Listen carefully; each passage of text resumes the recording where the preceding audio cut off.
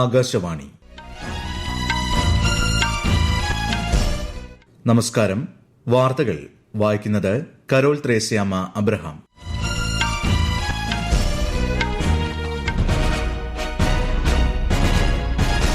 പ്രധാന വാർത്തകൾ. ദേശീയ ഊർജ്ജ സംരക്ഷണ ദിനമായ ഇന്ന് ന്യൂഡൽഹി വിജ്ഞാൻ ഭവനിൽ നടക്കുന്ന പരിപാടിയിൽ രാഷ്ട്രപതി ദ്രൌപദി മുർമു മുഖ്യാതിഥിയാകും. പ്രധാനമന്ത്രി നരേന്ദ്രമോദിയുടെ ത്രിരാഷ്ട്ര പര്യടനത്തിന് നാളെ തുടക്കമാകും. ജോർദാൻ, എത്യോപ്യ, ഒമാൻ എന്നീ രാജ്യങ്ങൾ സന്ദർശിക്കും. കേരളത്തിൽ തദ്ദേശ സ്വയംഭരണ സ്ഥാപനങ്ങളിലേക്കുള്ള തെരഞ്ഞെടുപ്പിൽ UDF തരംഗം. BJPയുടെ നേട്ടത്തിൽ വോട്ടർമാർക്ക് നന്ദി പറഞ്ഞ് പ്രധാനമന്ത്രി ഉൾപ്പെടെയുള്ള നേതാക്കൾ. തിരഞ്ഞെടുപ്പ് പരാജയത്തിൽ പരിശോധന നടത്തി മുന്നോട്ടു പോകുമെന്ന് LDF. സമാധാനത്തിന് മാർഗമാണ് വികസിത ഭാരതത്തിന് വഴിയൊരുക്കുകയെന്ന് കേന്ദ്രമന്ത്രി അമിത്ഷാ. ഹൈദരാബാദിൽ നിറഞ്ഞ കാണികൾക്ക് മുൻപിൽ പന്ത് തട്ടി ഫുട്ബോൾ ഇതിഹാസം ലയണൽ മെസ്സി. കൊൽക്കത്തയിലെ അനിഷ്ട സംഭവങ്ങളിൽ പ്രത്യേക അന്വേഷണ സമിതിയെ നിയോഗിച്ച് പശ്ചിമബംഗാൾ സർക്കാർ. ലോക സ്ക്വാഷ് ചാമ്പ്യൻഷിപ്പ് ഫൈനലിൽ ഇന്ത്യ ഇന്ന് ഹോങ്കോങ്ങിനെ നേരിടും. വാർത്തകൾ വിശദമായി. ദേശീയ ഊർജ്ജ സംരക്ഷണ ദിനത്തിന്റെ ഭാഗമായി ഇന്ന് ന്യൂഡൽഹി വിജ്ഞാൻ ഭവനിൽ നടക്കുന്ന പരിപാടിയിൽ രാഷ്ട്രപതി ദ്രൌപദി മുർമു മുഖ്യാതിഥിയാകും.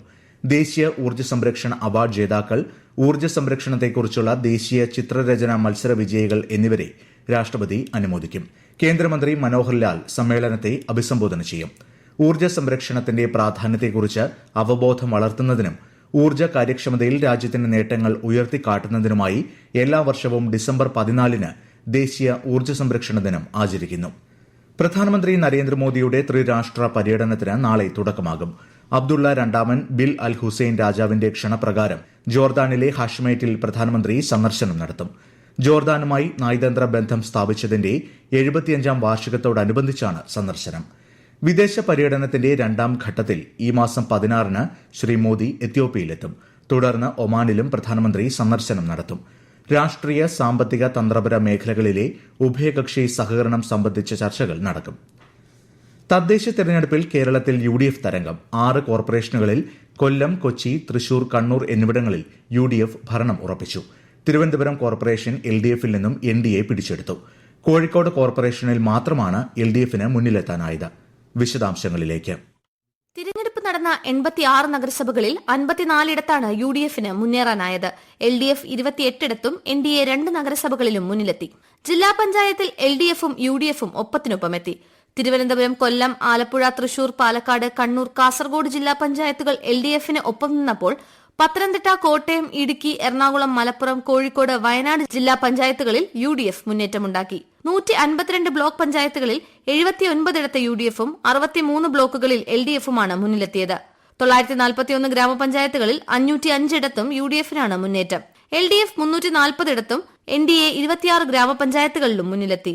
NDA സ്ഥാനാർത്ഥികൾക്ക് വോട്ട് ചെയ്ത എല്ലാവർക്കും നന്ദി അറിയിക്കുന്നതായി പ്രധാനമന്ത്രി നരേന്ദ്രമോദി സമൂഹ മാധ്യമത്തിൽ കുറിച്ചു. UDFൽ വിശ്വാസമർപ്പിച്ചതിന് കേരളത്തിലെ ജനങ്ങൾക്ക് അഭിവാദ്യമെന്ന് കോൺഗ്രസ് നേതാവ് രാഹുൽ ഗാന്ധിയും പ്രതികരിച്ചു. തിരഞ്ഞെടുപ്പിലുണ്ടായ അപ്രതീക്ഷിതമായ തിരിച്ചടി സംബന്ധിച്ച് വിശദമായ പരിശോധന നടത്തുമെന്ന് CPIM സംസ്ഥാന സെക്രട്ടേറിയറ്റ് പ്രസ്താവനയിൽ പറഞ്ഞു. News desk, Akashvani. തദ്ദേശ തിരഞ്ഞെടുപ്പിൽ സ്ഥാനാർത്ഥികളും രാഷ്ട്രീയ പാർട്ടികളും പ്രചാരണത്തിന് വേണ്ടി പൊതുസ്ഥലങ്ങളിൽ സ്ഥാപിച്ച സാമഗ്രികൾ ഉടൻ നീക്കം ചെയ്യണമെന്ന് സംസ്ഥാന തിരഞ്ഞെടുപ്പ് കമ്മീഷണർ അറിയിച്ചു. നീക്കം ചെയ്യാത്ത പ്രചാരണ സാമഗ്രികൾ തദ്ദേശ സ്വയംഭരണ സ്ഥാപനങ്ങൾ നീക്കം ചെയ്ത് അതിന്റെ ചെലവ് സ്ഥാനാർത്ഥികളിൽ നിന്ന് ഈടാക്കി അവരുടെ തിരഞ്ഞെടുപ്പ് ചെലവിൽ ഉൾപ്പെടുത്തുമെന്നും കമ്മീഷണർ അറിയിച്ചു. കേരളത്തിൽ തീവ്ര വോട്ടർ പട്ടിക പരിഷ്കരണത്തിന്റെ ഭാഗമായി ഡിജിറ്റൈസ് ചെയ്ത എന്യൂമറേഷൻ ഫോമുകളുടെ എണ്ണം 2,77,30,000 കവിഞ്ഞതായി മുഖ്യ തെരഞ്ഞെടുപ്പ് ഓഫീസർ രത്തൻ യു കേൽക്കർ. വിതരണം ചെയ്ത ഫോമുകളുടെ 99.57% ഇത്.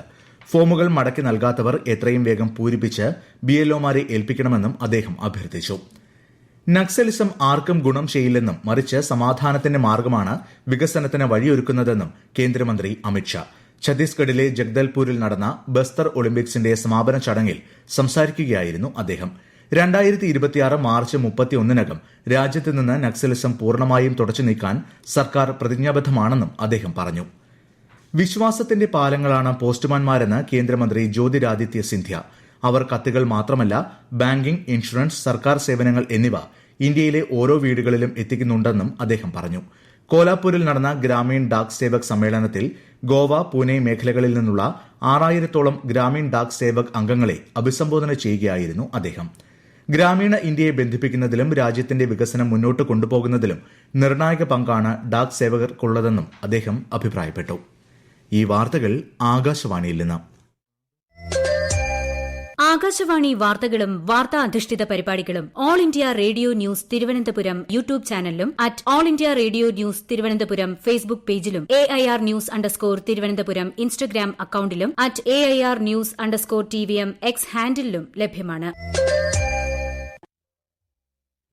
ഇന്ത്യയുടെ പ്രത്യേക സാമ്പത്തിക മേഖല സംബന്ധിച്ച മത്സ്യബന്ധന ചട്ടങ്ങൾ നിലവിൽ കേന്ദ്ര സർക്കാർ പുറത്തിറക്കിയിട്ടുള്ളതായും ഇതോടെ മത്സ്യത്തൊഴിലാളികൾക്ക് ലഭ്യമാകുന്ന പ്രവേശന അനുമതി ഉപയോഗിച്ച് നിയമപരമായി മത്സ്യബന്ധനം നടത്താൻ സാധിക്കുമെന്നും കേന്ദ്രമന്ത്രി രാജീവ് രഞ്ജൻ സിംഗ്. മത്സ്യബന്ധന വകുപ്പ് ലക്ഷദ്വീപ് ഭരണകൂടവുമായി സഹകരിച്ച് ബംഗാരം ദ്വീപിൽ സംഘടിപ്പിച്ച നിക്ഷേപക സംഗമത്തിൽ സംസാരിക്കുകയായിരുന്നു അദ്ദേഹം. രാജ്യത്തുടനീളമുള്ള പ്രമുഖ നിക്ഷേപകരും സംരംഭകരും പങ്കെടുത്ത യോഗത്തിൽ ട്യൂണ മത്സ്യബന്ധനം, കടൽപ്പായൽ കൃഷി, ആഴക്കടൽ മത്സ്യബന്ധനം, അലങ്കാര മത്സ്യബന്ധനം എന്നിവ ചർച്ചയായി. കേന്ദ്ര സഹമന്ത്രിമാരായ SP Singh Baghel, George Kurian, Lakshadweep administrator Praful Patel ഉൾപ്പെടെ നിരവധി വിശിഷ്ടാതിഥികൾ നിക്ഷേപക സംഗമത്തിൽ പങ്കെടുത്തു. ശബരിമല സന്നിധാനത്ത് ഭക്തർക്കിടയിലേക്ക് ട്രാക്ടർ പാഞ്ഞുകയറി 2 കുട്ടികൾ ഉൾപ്പെടെ 9 പേർക്ക് പരിക്കേറ്റു. ഇന്നലെ വൈകിട്ട് 6 മണിയോടെയാണ് അപകടമുണ്ടായത്. മാലിന്യം കൊണ്ടുപോകുന്ന ട്രാക്ടറാണ് ഭക്തർക്കിടയിലേക്ക് ഇടിച്ചു കയറിയത്. കനത്ത മഴയെ തുടർന്ന് വാഹനത്തിന്റെ നിയന്ത്രണം നഷ്ടപ്പെടുകയായിരുന്നു. ഡ്രൈവറെ പോലീസ് കസ്റ്റഡിയിലെടുത്തു. പ്രമുഖ മാധ്യമ പ്രവർത്തകനും മലയാള മനോരമ തിരുവനന്തപുരം സ്പെഷ്യൽ കറസ്പോണ്ടന്റുമായ G വിനോദ് അന്തരിച്ചു. തിരുവനന്തപുരത്തെ സ്വകാര്യ ആശുപത്രിയിൽ ചികിത്സയിലിരിക്കെയാണ് അന്ത്യം. ഇന്ന് രാവിലെ കുമാരപുരത്തെ വീട്ടിലും ഉച്ചയ്ക്ക് ശേഷം തിരുവനന്തപുരം പ്രസ് ക്ലബ്ബിലും മലയാള മനോരമ ഓഫീസിലും പൊതുദർശനമുണ്ടാകും. സംസ്കാരം വൈകിട്ട് ശാന്തി കവാടത്തിൽ നടക്കും. 30ാമത് കേരള രാജ്യാന്തര ചലച്ചിത്രമേളയുടെ 3ാം ദിനമായ ഇന്ന് തലസ്ഥാനത്തെ 11 തിയേറ്ററുകളിലായി 71 ചിത്രങ്ങൾ പ്രദർശിപ്പിക്കും. പ്രശസ്ത ചിലിയൻ ചലച്ചിത്രകാരൻ പാബ്ലോ ലറൈൻ നയിക്കുന്ന മാസ്റ്റർ ക്ലാസ് സെഷൻ ഉച്ചയ്ക്ക് 2:30 മുതൽ നിള തിയേറ്ററിൽ നടക്കും. ലൈഫ് ടൈം അച്ചീവ്മെന്റ് അവാർഡ് ജേതാവായ അബ്ദുറഹ്മാൻ സിസാക്കോയുടെ ടിംബക്തു നിള തിയേറ്ററിൽ രാവിലെ 11:45 പ്രദർശിപ്പിക്കും. സുവർണ ചകോരത്തിനായി മത്സരിക്കുന്ന 14 ചിത്രങ്ങളിൽ 7 സിനിമകളുടെ ആദ്യ പ്രദർശനവുമുണ്ട്. ഏഴുമലയിൽ സമാപിച്ച അഡ്മിറൽ കപ്പിനായുള്ള 14ാമത് പായ്വഞ്ചിയോട്ട മത്സരത്തിൽ 1ഉം 2ഉം സ്ഥാനം നേടി ഇന്ത്യൻ ടീമുകൾ. പോളണ്ടിനാണ് 3ാം സ്ഥാനം. വിശദാംശങ്ങളുമായി ആകാശവാണി കണ്ണൂർ ജില്ലാ പ്രതിനിധി KO ശശിധരൻ.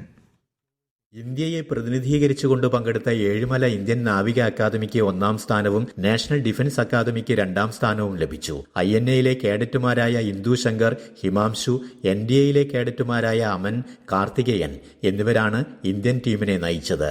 വ്യക്തിഗത പുരുഷ വിഭാഗത്തിൽ ഇറ്റലിയുടെ മാക്സിയും വനിതാ വിഭാഗത്തിൽ റഷ്യയുടെ പോളിനായും 1ാം സ്ഥാനം നേടി. ഇന്ത്യ ഉൾപ്പെടെ 31 രാജ്യങ്ങളിൽ നിന്നുള്ള ടീമുകളാണ് പായ്വഞ്ചിയോട്ട മത്സരത്തിൽ പങ്കെടുത്തത്. വിജയികൾക്ക് academy commandant vice admiral Manish Chadha trophy കൈമാറി. നാവിക അക്കാദമി സംഘടിപ്പിക്കുന്ന അഡ്മിറൽ കപ്പ് ലോകവ്യാപകമായി അംഗീകരിക്കപ്പെട്ടു കഴിഞ്ഞുവെന്ന് അദ്ദേഹം പറഞ്ഞു. ഇന്നലെ രാത്രി ഹൈദരാബാദിലെത്തിയ ഫുട്ബോൾ ഇതിഹാസം ലയണൽ മെസ്സി ഉപ്പലിലെ രാജീവ് ഗാന്ധി അന്താരാഷ്ട്ര സ്റ്റേഡിയത്തിൽ കാണികൾക്ക് മുൻപിൽ പന്ത് തട്ടി. ഗോൾഡ് കപ്പ് പെനാൽറ്റി ഷൂട്ടൌട്ടിൽ തെലങ്കാന മുഖ്യമന്ത്രി രേവന്ത് റെഡ്ഡിയും പങ്കെടുത്തു. പരിപാടിയുടെ അവസാനം നടന്ന സമ്മാനദാന ചടങ്ങിൽ മുതിർന്ന കോൺഗ്രസ് നേതാവും ലോക്സഭാ പ്രതിപക്ഷ നേതാവുമായ രാഹുൽ ഗാന്ധിയും പങ്കെടുത്തു. കൊൽക്കത്തയിൽ ലയണൽ മെസ്സി പങ്കെടുത്ത പരിപാടിയുടെ സംഘാടകനെ പോലീസ് അറസ്റ്റ് ചെയ്തു. 2 മണിക്കൂർ നീണ്ടുനിന്ന ചോദ്യം ചെയ്യലിനൊടുവിലായിരുന്നു അറസ്റ്റ്. മെസ്സി സഹതാരങ്ങളായ സുവാരസ്, ഡിപ്പോൾ എന്നിവർക്കൊപ്പം ഇന്നലെയാണ് കൊൽക്കത്തയിലെത്തിയത്. പ്രിയ താരത്തെ കാണാൻ കഴിഞ്ഞില്ല എന്നാരോപിച്ച് ആരാധകർ സ്റ്റേഡിയത്തിൽ അക്രമം അഴിച്ചുവിടുകയായിരുന്നു. അതിനിടെ വിഷയത്തിൽ അന്വേഷണം നടത്തുന്നതിനായി മുൻ ജസ്റ്റിസിന്റെ നേതൃത്വത്തിൽ പ്രത്യേക അന്വേഷണ സമിതിക്ക് മുഖ്യമന്ത്രി മമതാ ബാനർജി രൂപം നൽകി. വിഷയത്തിൽ അന്വേഷണം നടന്നുവരികയാണെന്നും ടിക്കറ്റ് എടുത്തവർക്ക് പണം തിരികെ കൊടുക്കാൻ നിർദ്ദേശം നൽകിയിട്ടുണ്ടെന്നും പോലീസ് അറിയിച്ചു. ഇന്ന് ചെന്നൈയിൽ നടക്കുന്ന ലോക സ്ക്വാഷ് ചാമ്പ്യൻഷിപ്പിന്റെ ഫൈനലിൽ ഇന്ത്യ ഹോങ്കോങ്ങിനെ നേരിടും. ഇന്നലെ രാത്രി നടന്ന സെമിഫൈനലിൽ ഈജിപ്തിനെ 3-0 തോൽപ്പിച്ചാണ് ഇന്ത്യയുടെ ഫൈനൽ പ്രവേശം. പ്രധാന വാർത്തകൾ വീണ്ടും. ദേശീയ ഊർജ്ജ സംരക്ഷണ ദിനമായി ഇന്ന് ന്യൂഡൽഹി വിജ്ഞാൻ ഭവനിൽ നടക്കുന്ന പരിപാടിയിൽ രാഷ്ട്രപതി ദ്രൌപദി മുർമു മുഖ്യാതിഥിയാകും. പ്രധാനമന്ത്രി നരേന്ദ്രമോദിയുടെ ത്രിരാഷ്ട്ര പര്യടനത്തിന് നാളെ തുടക്കമാകും. ജോർദാൻ, എത്യോപ്യ, ഒമാൻ എന്നീ രാജ്യങ്ങൾ സന്ദർശിക്കും. കേരളത്തിൽ തദ്ദേശ സ്വയംഭരണ സ്ഥാപനങ്ങളിലേക്കുള്ള തെരഞ്ഞെടുപ്പിൽ UDF തരംഗം. BJPയുടെ നേട്ടത്തിൽ വോട്ടർമാർക്ക് നന്ദി പറഞ്ഞ് പ്രധാനമന്ത്രി ഉൾപ്പെടെയുള്ള നേതാക്കൾ. തെരഞ്ഞെടുപ്പ് പരാജയത്തിൽ പരിശോധന നടത്തി മുന്നോട്ട് പോകുമെന്ന് LDF. സമാധാനത്തിന് മാർഗമാണ് വികസിത ഭാരതത്തിന് വഴിയൊരുക്കുകയെന്ന് കേന്ദ്രമന്ത്രി അമിത്ഷാ. ഹൈദരാബാദിൽ നിറഞ്ഞ കാണികൾക്ക് മുൻപിൽ പന്ത് തട്ടി ഫുട്ബോൾ ഇതിഹാസം ലയണൽ മെസ്സി. കൊൽക്കത്തയിലെ അനിഷ്ട സംഭവങ്ങളിൽ പ്രത്യേക അന്വേഷണ സമിതിയെ നിയോഗിച്ച് പശ്ചിമബംഗാൾ സർക്കാർ. ലോക സ്ക്വാഷ് ചാമ്പ്യൻഷിപ്പ് ഫൈനലിൽ ഇന്ത്യ ഇന്ന് ഹോങ്കോങ്ങിനെ നേരിടും. വാർത്തകൾ കഴിഞ്ഞു. അടുത്ത വാർത്താ പ്രക്ഷേപണം ഉച്ചയ്ക്ക് 12:30.